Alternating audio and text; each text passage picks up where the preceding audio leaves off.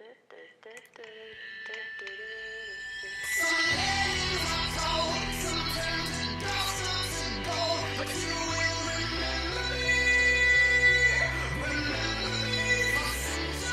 is the Cameron Parker Show, brought to you by Spreaker, where we discuss everything from around the local professional sports scene in Colorado, such as the Denver Broncos. Chris Harris comes out. I don't know if he was on the drive, but he said I knew 15 seconds into that game that I should have been on T.Y. Hilton. If players are coming out and saying that, it falls again on the coaching staff. Not to mention insiders from around your local sports scene. Ryan Spilborgs, former outfielder for your Colorado Rockies. It's not going to be the 25 guys that leave spring training that are going to be the only guys for the entire season. You need depth. You need guys that are going to be in your minor leagues that you may not expect. Ryan Edwards. When you're talking about offensive line, it's about the five best guys, right? And you're talking about the five best guys gelling. There hasn't been a lot of time for that.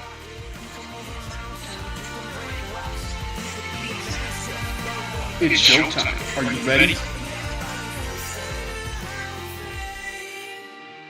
Welcome, ladies and gentlemen.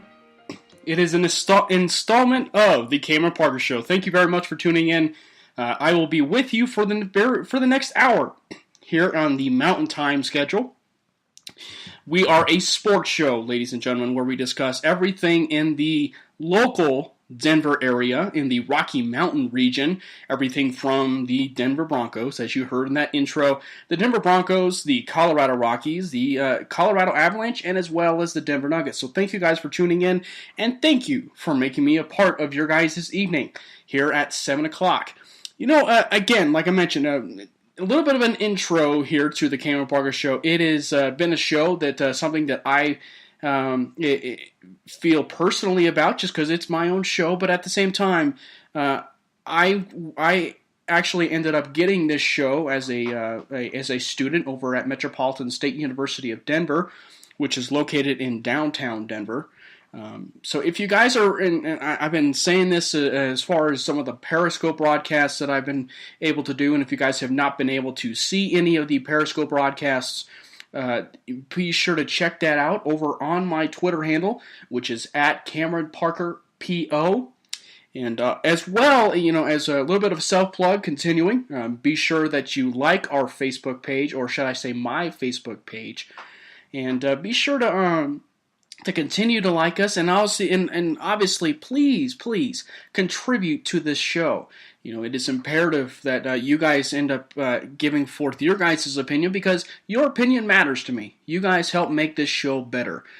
And certainly in this show, talking about the local sports scene of Colorado, it's important to understand that the Denver Broncos fan base, more importantly, is extremely strong.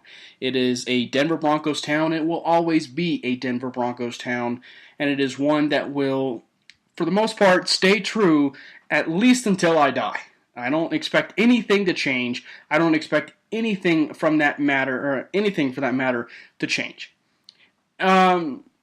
Now, I do think that, and obviously, for those of you who know me, for those of you who have been following along, obviously, on the Periscope broadcast, you guys understand that I am a diehard Rockies fan.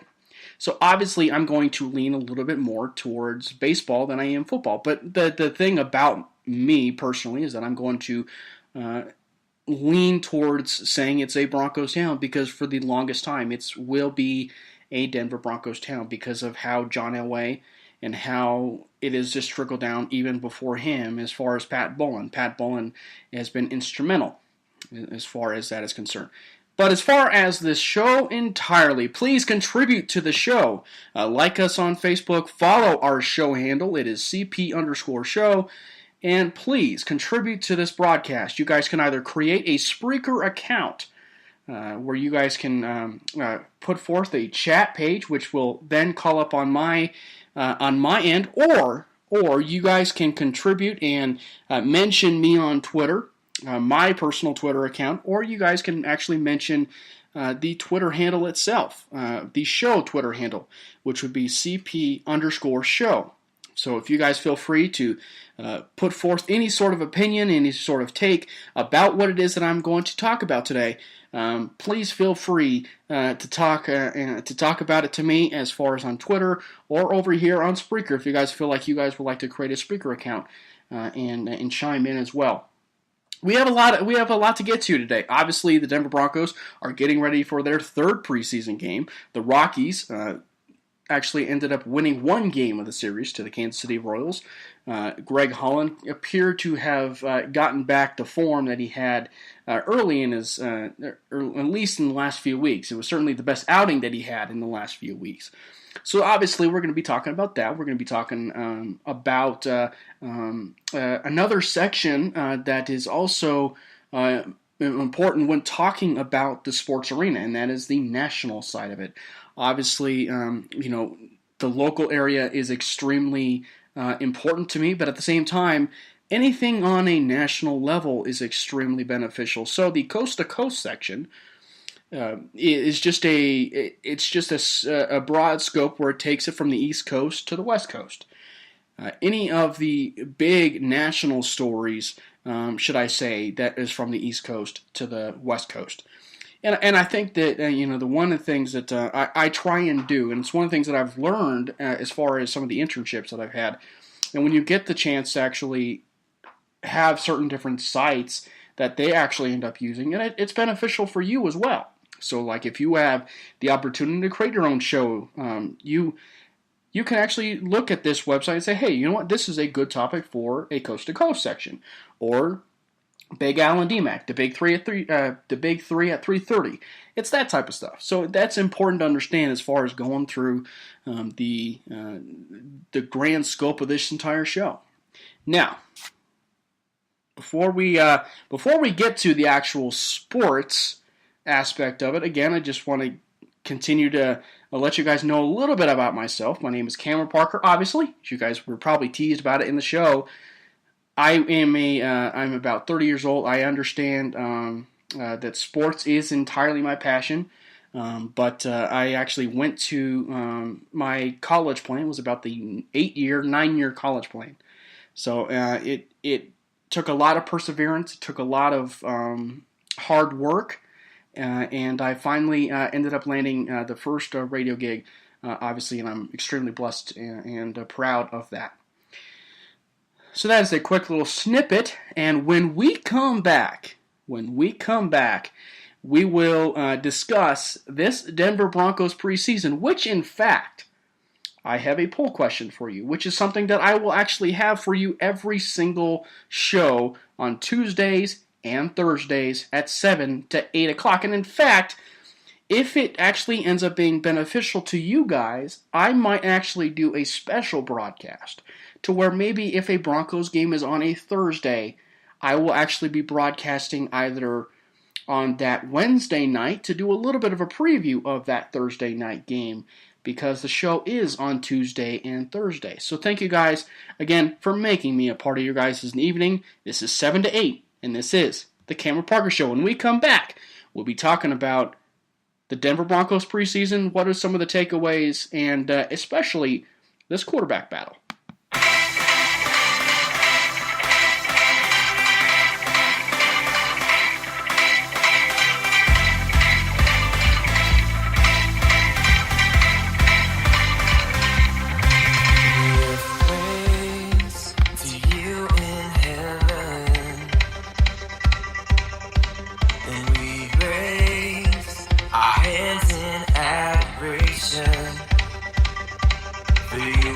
God who saves, God who reigns, God forever, pouring grace, oh Lord.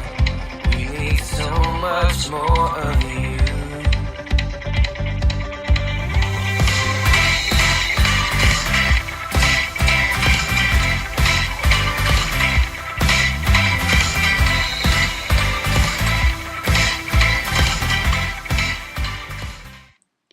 Well, thank you guys very much. That was a little bit of a short break, and that's something, when you have an hour-long show, that is something that you have to have, for me, And certainly now with the ability to do these breaks, it's going to end up being shorter. So I'm going to try and at least do 3 breaks if I can, obviously in this hour-long programming.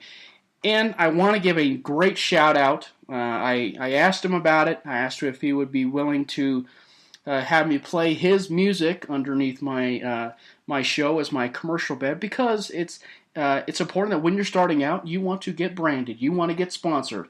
And so when you get sponsored, you start having people start asking, I would love to sponsor the Cayman Parker Show. I would love to sponsor the Cody Roark Coach's Corner or the Cody Roark Locked On Denver Broncos podcast as well. Cody Roark is a good friend of mine. He also is a fellow writer over at Predominantly Orange, which is the site that I wrote for. And in fact, this fellow guy that was under my commercial bed is none other than the editor of that site, Predominantly Orange. And so Sayer Bettinger is the artist of that song, and in fact, he has an album called Celebrate Worship, and in there, he has song beds like that.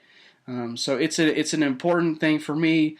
Again, and this is kind of the humble nature of me necessarily, is that while I like to promote myself, I like to promote others as well, which is an imperative point for me, because I think that, again, like I said earlier, it's important for you guys to contribute to the show. It's important for you guys to get your feedback in, because you guys help make this show absolutely pop 100%.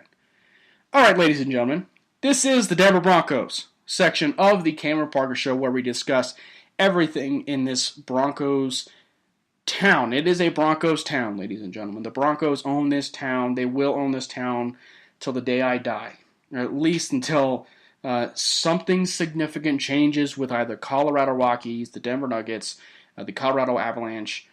Something drastic along those lines will have to happen for the Denver Broncos to fall from grace necessarily and not have it be a Denver Broncos town.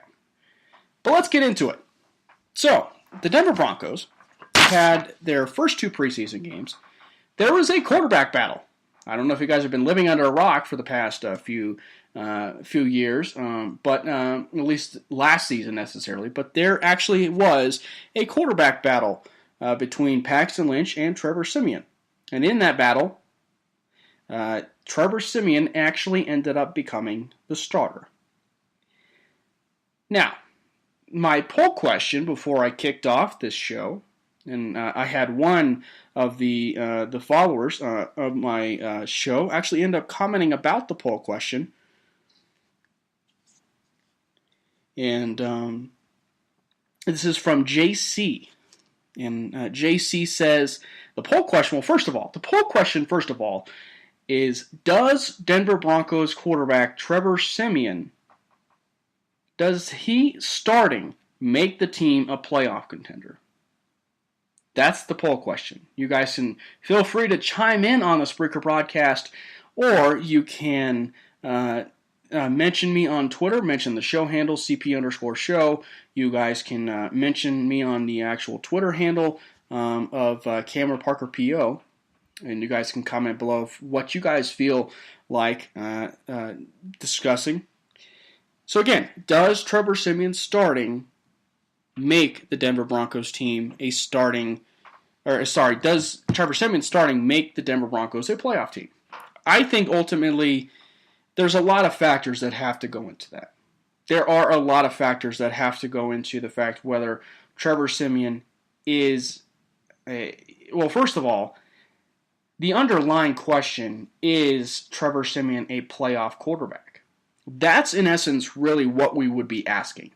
Is Trevor Siemian a playoff quarterback? We don't know it yet. So that's the thing. We don't know whether Trevor Siemian is a playoff quarterback. What we do know, and it is the strong suit of the entire team, and everybody can agree with me on this, is the defense. The defense is intact for at least 4 to 5 more years. You want to talk about age? Okay, that's fine, but they're still playing at an extremely high level. But at the end of the day, there is 5 to 6 players that are 30 and above. That tells you that there is a lot of youth on the side of this Denver Broncos squad, and they have some good enough leadership especially on the defensive side of the ball, for them to really take that step up, that once they miss the postseason like they did last year, that they can actually take that step up and actually be a part of the playoffs again and get potentially back to the Super Bowl, which is exactly what the Denver Broncos have to do. So again, the Denver Broncos, they named Trevor Siemian the starter. But again, the question is Trevor Siemian a starting quarterback? That is ultimately the question. Trevor Siemian, I think, can be a playoff caliber quarterback. Like I was mentioning on Twitter, and if you guys would like to follow me on Twitter, it is Cameron Parker PO. And in there, I talk about how my personal goals for Trevor Siemian as a starting quarterback is that he has to move the chains, first and foremost, because their third down was actually pretty bad. Now, they were near the bottom, but that was as a team. And so as a team, you're going to be victim to a lot of that. So they have to be better at third down.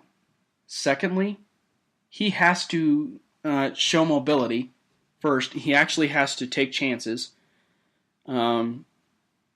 He has to also prove that he can convert in the red zone. That's one of the other issues, is he has to convert in the red zone. And the other issue is that he has to limit the turnovers. He had, I believe it was about 16, 17, I went around 8 and maybe 18 interceptions last year. That is a decent number of interceptions. But at the end of the day, he does deserve some credit for the way that he played, because let's say, for the sake of argument, obviously the Denver Broncos didn't make the postseason.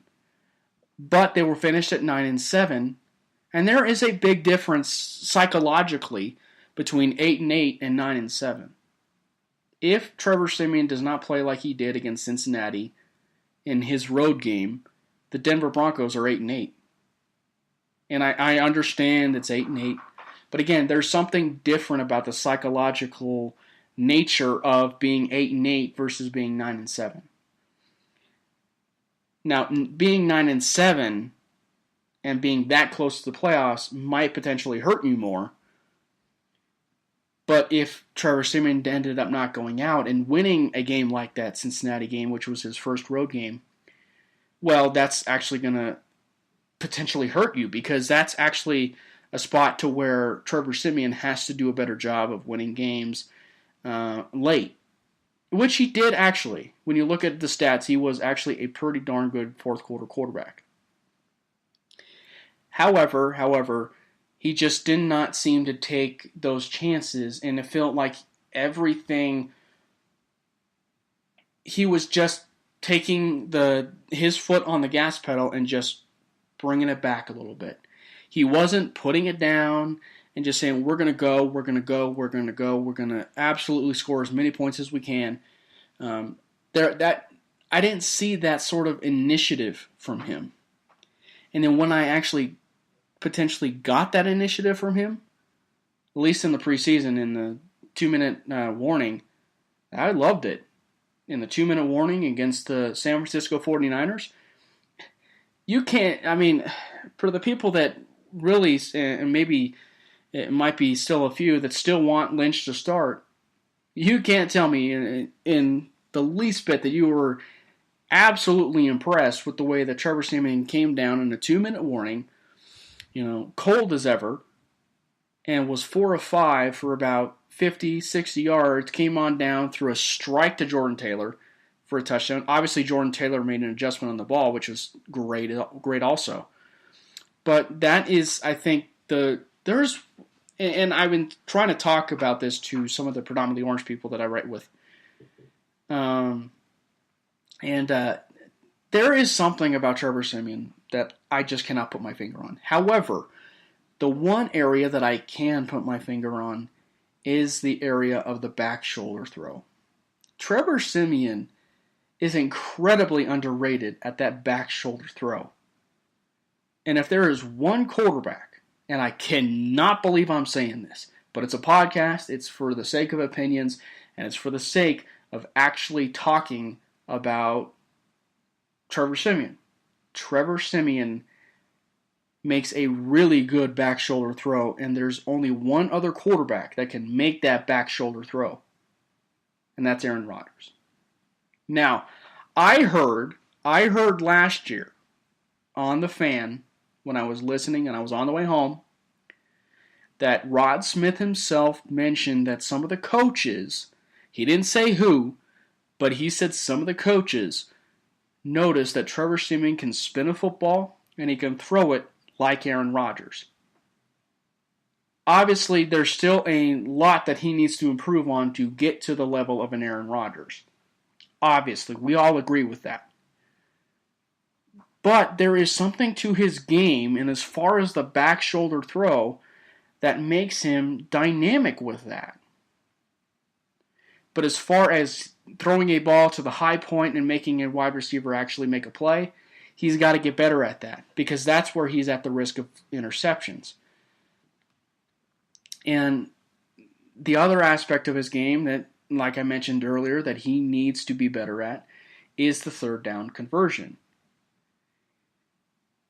It made me want to pull my hair out on a 3rd and 4 in the first preseason game, and Trevor Siemian throws a 2-yard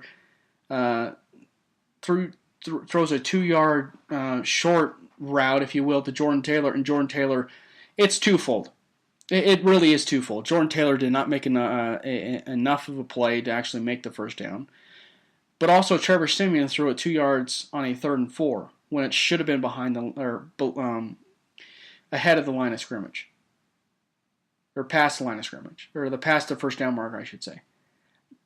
So, ideally, you want a quarterback that understands 3rd and 4, 3rd and 5, I have to get this ball past the sticks. Manning was great at that.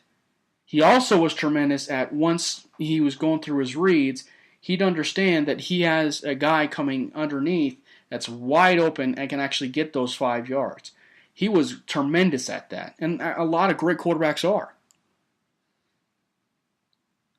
Now, the good part that could end up making Trevor Siemian a playoff caliber quarterback is the fact that the offense is better. We're talking about the preseason. Obviously, Carlos Henderson's going through a little bit of an injury right now. He's going through a little bit of a scare, and he's, he will get there eventually. I hate to compare situations because he's a much better talent than Cody Latimer, but I feel like it's an eerily similar situation with Cody Latimer and Carlos Henderson, except for Carlos Henderson had really 1 year, 1 full year as a wide receiver, and he made the most of it, having around 1,600, 1,700 yards receiving. And he is an absolute dynamic player in the open field. He makes people miss. He has yards after contact. He was the best player in college football as a wide receiver with yards after contact. And that's exactly what this offense needs and what the Mike McCoy offense needs. But there's another player that can make this completely dynamic, and that is a guy by the name of Isaiah McKenzie. So ideally, the Denver Broncos offense, with two wide receivers now into the fold, the offense is completely better. The offense is night and day better, which in turn is why I'm leaning towards the fact that the Denver Broncos may actually keep 6 to 7 wide receivers. Probably looking at 6. Ideally, you're probably looking at 6 wide receivers. Because Carlos Henderson's probably going to go on IR because of his hand. No idea when he'll be back. Probably 6, 7, maybe 8 weeks, but even then, there's that possibility that he may be sitting out a year. Now, I think you look certainly with the Denver Broncos and certainly with that wide receiving group, this is now the gray area, because now I'm thinking, okay, you have to choose between So you ideally would have to choose between Fowler and Sunshine. My wide receivers are as follows. Demaryius Thomas, Emmanuel Sanders, Isaiah McKenzie, Carlos Henderson, Cody Latimer, and Khalif Raymond. And I know what you're thinking. Well, you cut Benny Fowler and Jordan Taylor. Which in turn is why maybe they are leaning towards 7 wide receivers. Because Cody Latimer can play kickoff, but we all know what he did last year, and he wasn't ideal of a kickoff returner. Benny Fowler's not going to be a kickoff returner. So ideally, you want your player, this player necessarily, if it's actually a guy like a Khalif Raymond, you want him to be your predominant kickoff returner, which in essence is why you want Khalif Raymond on your team. So I think there has to be that inclination that they have to maybe lean towards 7 wide receivers. So we'll see. But I think that I think wide receiver. I'm okay, really. At the end of the day, I'm okay if the Denver Broncos choose not to go with 7 wide receivers. I'm okay with that because they are extremely deep this year. I'm fine if they chose to go a little bit deeper to 7 or go with 6. Okay, I completely understand exactly where they might want to go from. Now, the interesting one necessarily is the running backs. C.J. Anderson is going to be your starter. Devontae Booker is going to be back probably around week 3, week 4. D'Angelo Henderson is going to make the team. He is going to make the team. And in fact, I've heard from some people, not going to name any names, but I've heard from some people that actually have said that there is potential for him as a starter, that he can actually be the feature back, which I think goes in turn with the logic that the Denver Broncos have been going with C.J. Anderson. I think he's certainly in incredible shape right now. He has been in an incredible amount of shape.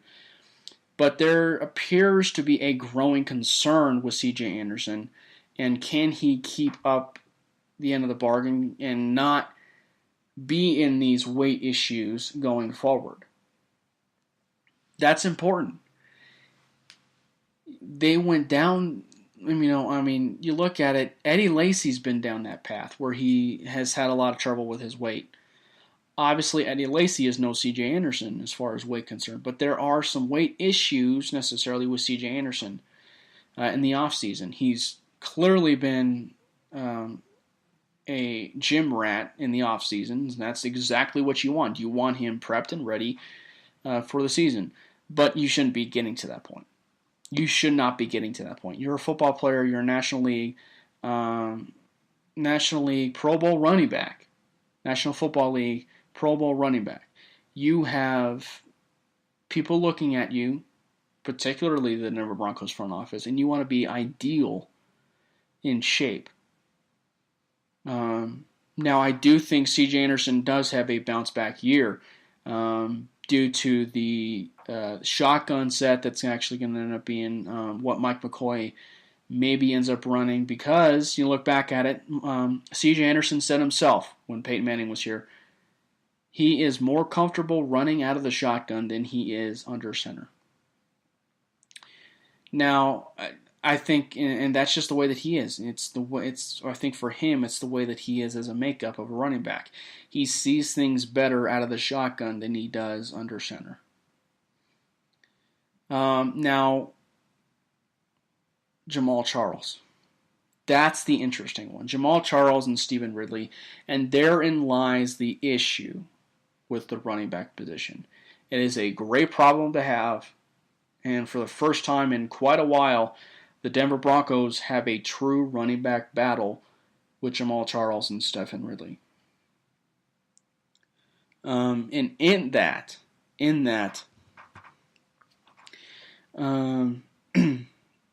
you have to understand that, man, Jamal Charles is going to end up, in my opinion, Jamal Charles is going to make the team. I personally feel that the coaches themselves are supremely confident in what Jamal Charles has to offer, despite the limitations, despite all of that. I feel they are personally limiting him so that they can actually use him at the right moment. And Vance Joseph said himself that he himself personally is holding Jamal Charles back. Now, either that's a grain of salt, and he's actually lying to us, or he's actually legitimately saying he is holding Jamal Charles back. If that's the case, and he's finally going to unleash him now, well, I think that kind of shows you, maybe, at least in my opinion, that they are holding him out for the regular season, and that they want him to be an integral part of the offense. If Jamal Charles can at least have 300, 400 yards rushing with 400 of it, or 300, 400 of it, and lose some balance in the running game and the passing as a receiver, that's pretty ideal for a guy that is coming back from multiple injuries, and a knee injury in particular. That's completely ideal for a guy that is going to try and step in and be the guy that necessarily the Broncos have wanted him to be once they signed him. He clearly passed his physical, okay? So, I mean, the knee is good enough, but they just want to make sure that he can cut, he can move, he can actually make the necessary movements that he needs to make to be a NFL running back again. Here's a stat for you. I've been trying to drive home this one about Jamal Charles. And maybe it's a good enough argument that maybe Jamal Charles is a Hall of Fame running back. No NFL running back in the history of the National Football League has more yards per carry or yards per attempt than Jamal Charles. That's higher than Jim Brown. That's higher than Gale Sayers. That's higher than Barry Sanders. Barry Sanders is my favorite running back of all time. Sorry, Terrell Davis fans, but Terrell Davis is in my top 3. But,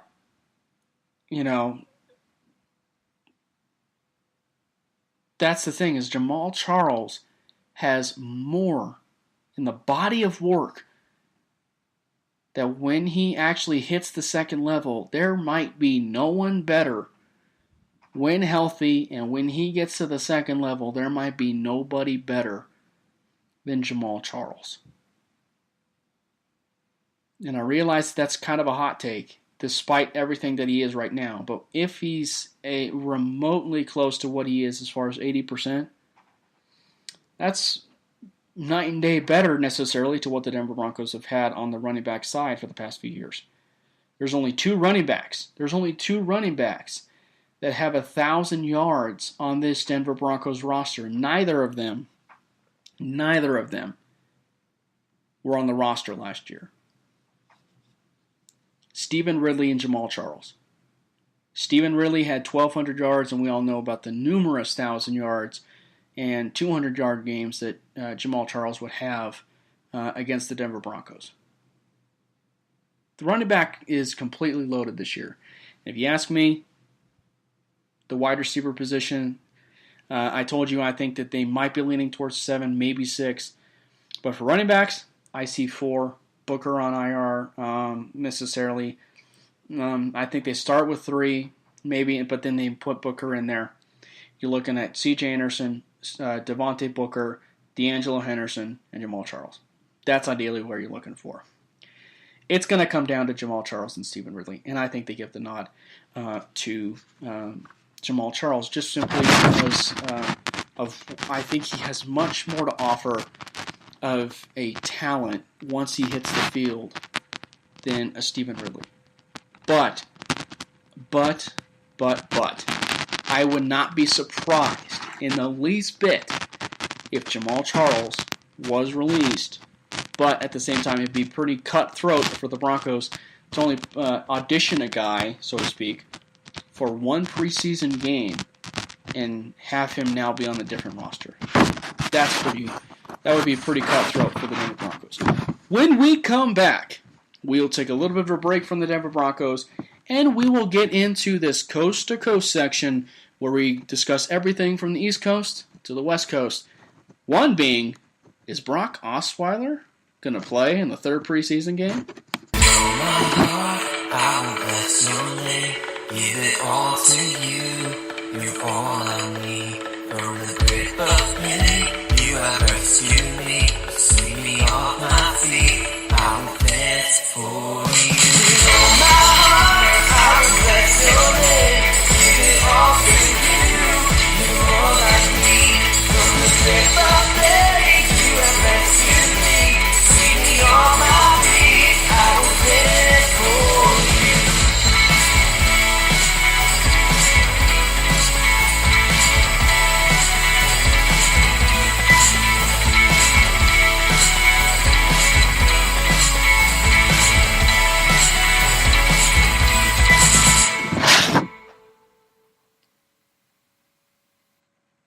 Welcome back, ladies and gentlemen. It is the Cameron Parker Show. If you guys have not already, please contribute to the show. Please. It is the Cameron Parker Show. Please contribute. You guys can contribute either on my Twitter handle at Cameron Parker PO. You guys can contribute on the show handle of Twitter at CP_show. You guys can contribute also on Spreaker itself. You guys can create a Spreaker account, and there you guys can go forward with maybe either creating your own podcast, but also you guys can feel free to chat with me as well. So I think that for me, it's like I mentioned earlier, it's beneficial for me to interact with you guys because you guys help make the show possible. All right, ladies and gentlemen, it is the Coast to Coast section of the Cameron Parker Show. DeShone Kizer, the quarterback formerly of Notre Dame, will start in preseason number 3. Not the $70 million man that has a Super Bowl ring, went to Houston, and threw a fumble. That guy, who also missed a White House visit, also missed OTAs, is going to be benched again, and in fact is actually on the trading block again. That would be Brock Osweiler.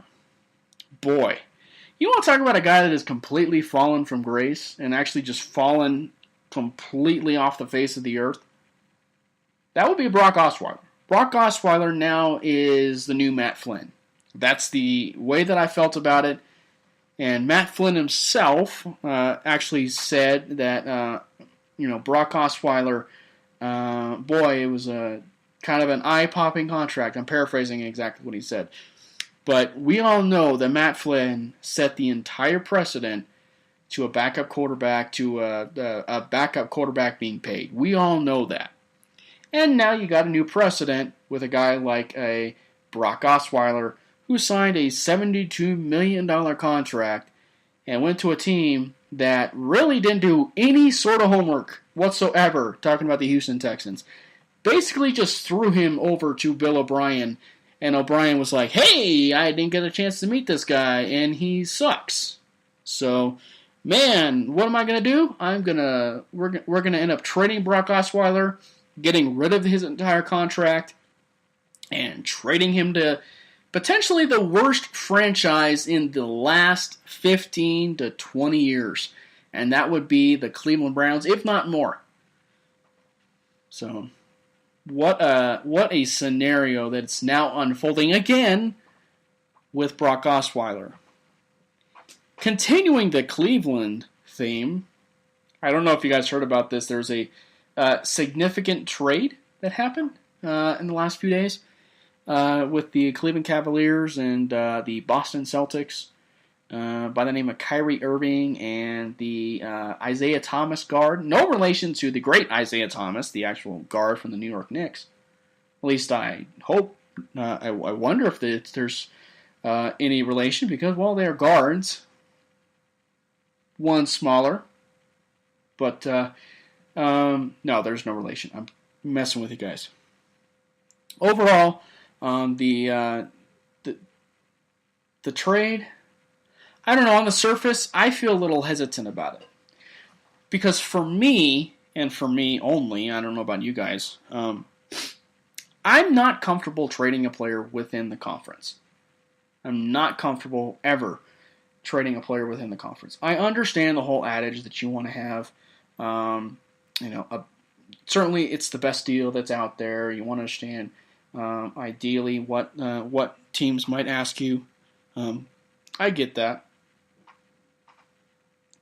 But again, at the end of the day, is it really beneficial to trade a guy in the conference that you guys are going to and now end up facing, maybe 4 or 5 times a year? Was that really the right thing to do? But at the end of the day, you get Isaiah Thomas, Boston gets Kyrie Irving. I think everybody's pretty happy. Lastly, I don't know if you guys saw this, but Rich Hill was throwing a no-no in the Pittsburgh Pirates and Los Angeles Dodgers series. The Pittsburgh Pirates actually ended up walking off the Los Angeles Dodgers in the bottom of the 10th inning. So the Pittsburgh Pirates beat the Los Angeles Dodgers with one hit. One hit. And that one hit actually ended up being a dinger, a home run, a jack shot. And I think that, it made me think, what is your guys' favorite moment in sports? Because there was two in that game. There was a no-hitter going on into the bottom of the 10th with less than 100 pitches. What is your guys' favorite moment in sports? Is it the no-no?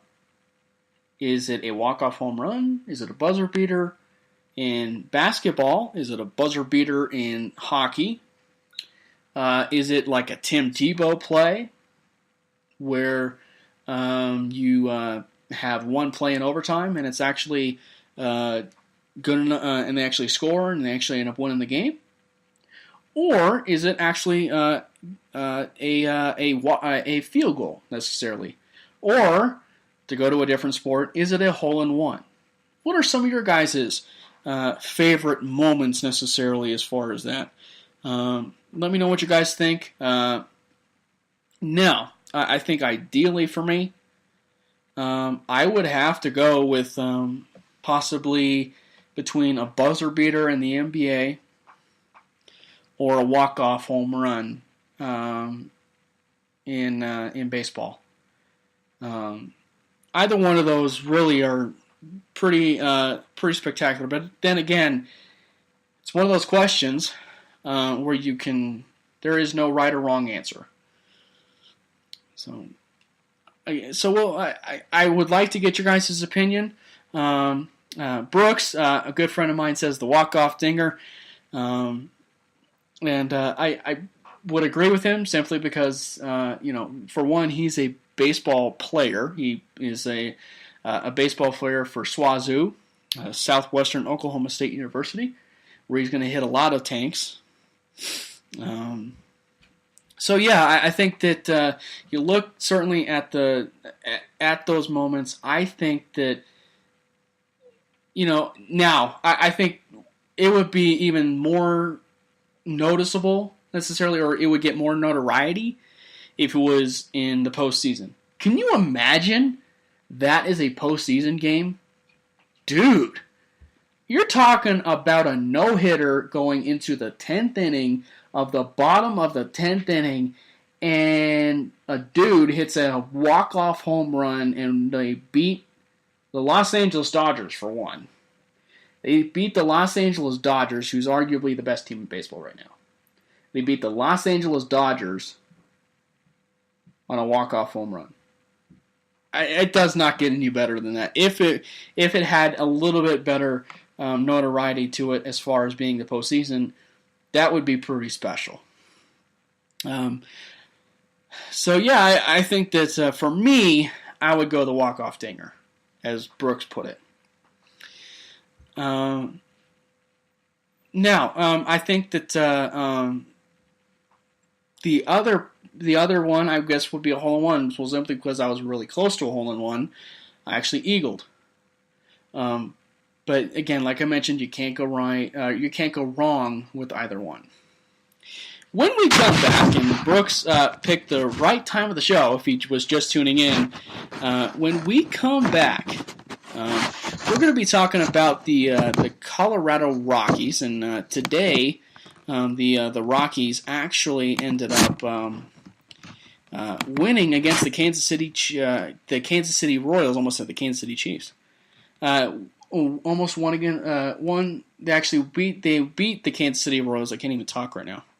They beat the Kansas City Royals to actually salvage somewhat of a game in that series. And in fact, they played extremely well. They had the clutch hits that they needed in that game. We'll be talking about the Colorado Rockies season as a whole coming back, and then we'll wrap up the show. And we'll see what Brooks has to say, and we'll see what some of the others have to say right here on the Cameron Parker Show. All creation will bow down to you. Heaven and earth proclaim that you're worthy of all our praises.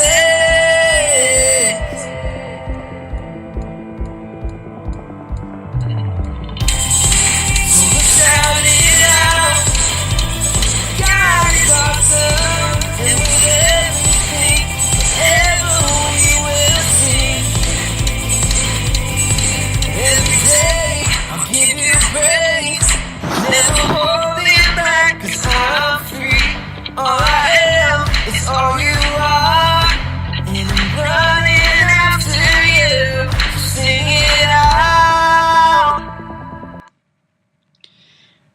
Welcome back, ladies and gentlemen. It is the Colorado Rockies talk of the broadcast. So if you guys are big, die-hard Denver Broncos fans, I understand if you turn off the podcast. I get it. You shouldn't, because this is the best podcast on the face of the earth. You guys should not do that. But I understand. You know, you guys feel like you guys have better things to do. But the best thing you should do is listen to this podcast, The Cameron Parker Show, brought to you by Spreaker. And you can follow the show handle at CP_show. You can also follow my Twitter handle at Cameron Parker PO. Unfortunately, if you want to follow Brooks, I don't advise against it. He's addicted to Raising Cane's, and I can't lie, he addicted me to it. But we're talking Colorado Rockies right now. Colorado Rockies. The Colorado Rockies, they beat the Kansas City Royals today. They beat them 3-2. And you look at the season overall for the Colorado Rockies, they are 11 games over 500, on the season. 69 and 58. And you go over to the wild card standings. Wild card standings. They are still in position, but it's getting pretty tight. The Rockies are a half a game behind the Diamondbacks, and obviously Milwaukee's creeping in. St. Louis is creeping in. Miami is creeping in. Look, I said all along, and obviously the Chicago Cubs are actually going to end up taking the division. I said all along that whatever happens with the Arizona Diamondbacks, I will gladly, I will face the Arizona Diamondbacks. But if it was the Milwaukee Brewers, I would be extremely comfortable facing the Milwaukee Brewers and the Chicago Cubs. For the simple fact, it's the Chicago Cubs, and they are back in the postseason. Okay? 2, you actually have a horrendous defensive team in the Milwaukee Brewers. So, but overall, I think, and as the season goes, and obviously, look, I get it. Brooks is an athlete. I'm sure he understands. It. But ideally, for me, this is the best season. Ideally, this is the best season the Rockies have had, as Brooks points out, since 2009. The Rockies are putting together, obviously, like I said, the best season that they've had since 2009. It is imperative for them to finish the year with a winning record. I predicted 88-74. Okay? Look, making the playoffs is a cherry on top. Okay? Making the playoffs is a cherry on top. But having a winning record with this team, no matter what happens, bodes extremely well for free agency next year. The young starting rotation is playing much better than people give it credit for. And in fact, it might actually put enough of a thought in a free agent starting pitcher's mind that says, hey, you know what, maybe I do want to pitch at Coors Field. Maybe we're not actually considering Coors Field enough. So I think that they have to have a winning season. Now, granted, this season right now and the stretch that they're on has been pretty horrendous. The runners in scoring position, whether it's been at home or on the road, has been atrocious. They are nearing the Mendoza line of under 200 with runners in scoring position. That will never cut it against any team, whether playoff or teams below 500. That will never cut it against anybody. And I think that if you are the Rockies, you have to get clutch hitting, which is exactly what happened today. They had a clutch RBI to draw it to within 1 by Raimel Tapia, who might be your future leadoff hitter. You have Reka Valeka, as I like to call him, or the media and the Rockies social media like to call him Patty Barrels, it's a fine nickname. I like it. I certainly like Reka Valeka. He hasn't raked the past few days, but overall, he's played pretty well this year. He has, I think, 11 or 12 dingers, 11 or 12 home runs. But he's a versatile player. He kind of reminds me a little bit of more of a fine-tuned Jordan Pacheco. A little bit of a more versatile player. And he's just a guy that can do it all, if you will, kind of like a Swiss Army knife, like what the Rockies had with Daniel Descalso, with clearly a little bit more pop. Although, I guess to some credit, Daniel Descalso was also a pitcher at some point. So maybe he's not exactly a Daniel Descalso. Overall, though, I think you have to be extremely impressed with the Rockies. They are entering a little bit of a sketchy situation right now with Greg Holland. He had a bounce-back game, which was the best that he's had in a few weeks, which might be able to carry over into this Atlanta series. This Atlanta Braves series is actually extremely critical, in my opinion. The Atlanta Braves, the Rockies played horrendous baseball against the Braves, okay? At home, no less. They have to make the Braves pay for everything that happened at Coors Field. They have to come out and they have to prove that everything that happened in that Coors Field series was a fluke. And ideally, you look back on it. Ideally, you look back at that Atlanta Braves series. Maybe it was that Atlanta Braves series that started this whole slide with up until the Kansas City Royals game. They have to get back, and I want them to punish as much as they can the Atlanta Braves. And Fultonevich, who the Rockies obliterated, and who DJ LeMahieu needs to send a thank you card, is actually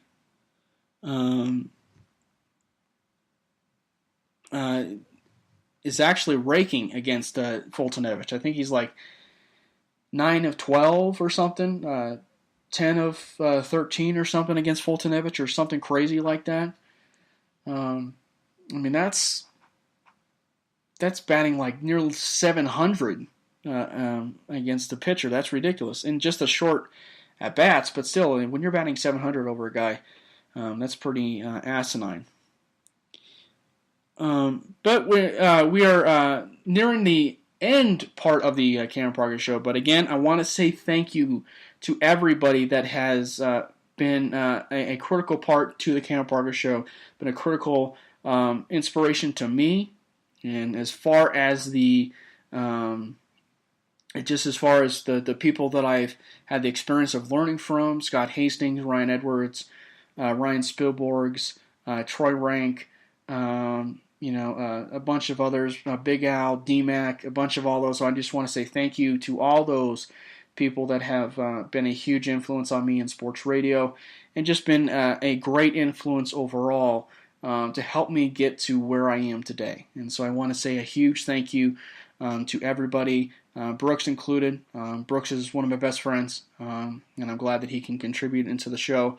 Obviously, my Twitter followers as well. I've known quite a bit of some of them, but more importantly, I'm extremely blessed and honored to write for such a great site in predominantly Orange, and with guys like Sayer Bettinger who said yes to these musical beds for about a minute or so. I'm extremely thankful that he said yes to this because I wanted to help get his name out there as well as myself. So I'm extremely blessed to write with him and write some exclusive Denver Broncos content, and so I am, like I said, I'm extremely honored to be a part of such a great site. And I'm extremely blessed to have some great followers that love to contribute and talk about Denver Broncos football, most importantly, but also just sports in general. Sports is my passion.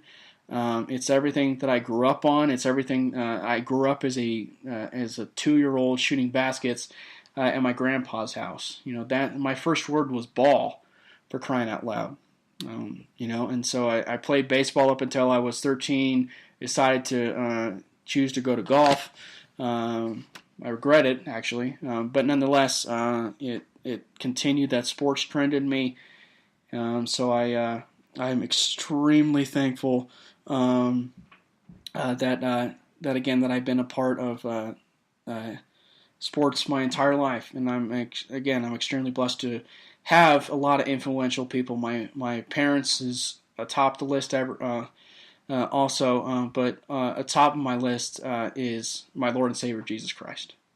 I wouldn't be here if it wasn't for Him. I was in a car accident when I was about 16 years old, and I wouldn't be here if it wasn't for Him. So I'm extremely thankful, so thank you guys for tuning in.